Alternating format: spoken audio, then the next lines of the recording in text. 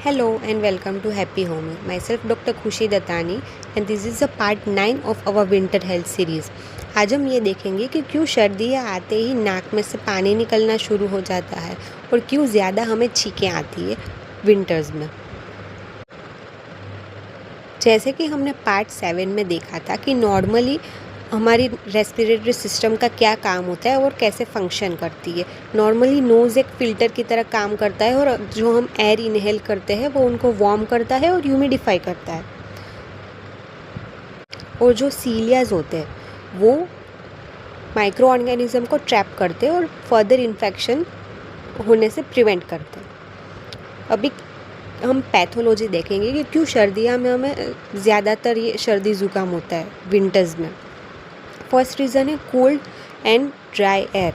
जैसे कि हमने पहले देखा था कि कोल्ड एंड ड्राई एयर की वजह से जो हमारा म्यूकोज़ा होता है वो ड्राई हो जाता है और इसकी वजह से इन्फेक्शन की एंट्री होना आसान हो जाता है।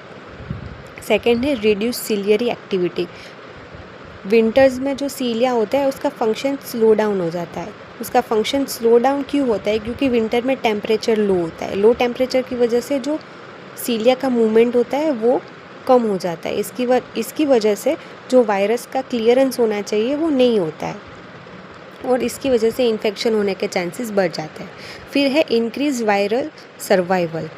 अभी विंटर में हम लोग ज़्यादातर पैक रूम में रहते हैं। इसकी वजह से जो एयर का एक्सचेंज और जो वेंटिलेशन हमें मिलना चाहिए वो प्रॉपर नहीं मिलता है। इसकी वजह से भी इन्फेक्शन मतलब जो ऑर्गेनिज्म होते हैं उनका सर्वाइव करने का चांसेस बढ़ जाते हैं। जितना वो ज़्यादा सर्वाइव करेंगे उतनी प्रोबेबिलिटी ज़्यादा होगी हमें इन्फेक्शन करने के लिए। फिर फोर्थ है vasoconstriction of our nasal mucosa.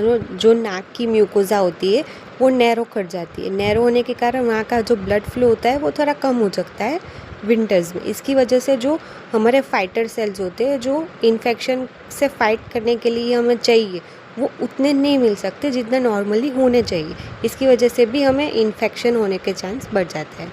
और फिफ्थ है इन्फ्लेमेटरी रिस्पॉन्स। जो भी इन्फेक्शन हुआ उसकी वजह से हमारी बॉडी हमें कोई रिस्पॉन्स देगी।